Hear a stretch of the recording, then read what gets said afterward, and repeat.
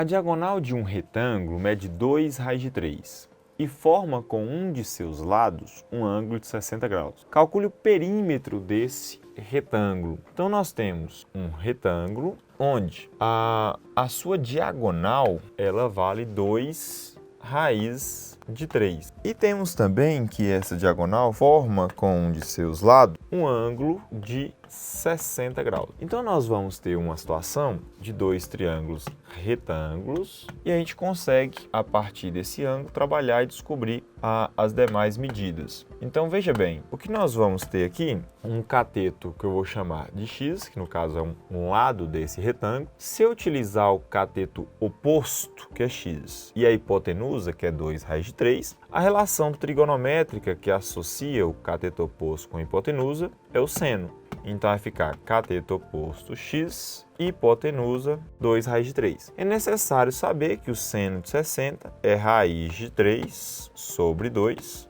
x sobre 2 raiz de 3. Então, nós podemos já simplificar de cara esse 2 com esse 2. O x, então, ele vai ser igual a raiz de 3 vezes raiz de 3 é 3. Então, um dos lados desse triângulo vale 3. O outro lado, nós vamos chamá-lo, por exemplo, de y.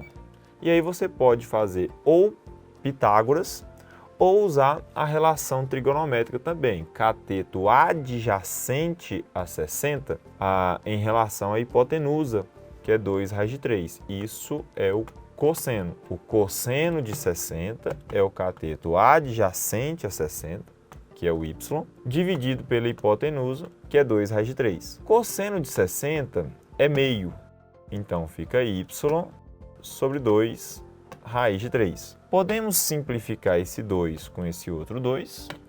Conclusão é que o y é raiz de 3 vezes 1 raiz de 3. Então, x é 3 e y é raiz de 3. A questão pede o perímetro. O perímetro que nós vamos ter neste retângulo vai ser perímetro, a soma de todos os lados. Com isso vai ficar 2 vezes o lado 3, direita e esquerda, mais 2 vezes o raiz de 3, que é em cima e embaixo. Então, isso é 6 mais 2 raiz de 3. Se colocarmos o 2 em evidência, fica 3 mais raiz de 3. Duas formas estão corretas, representam a mesma coisa.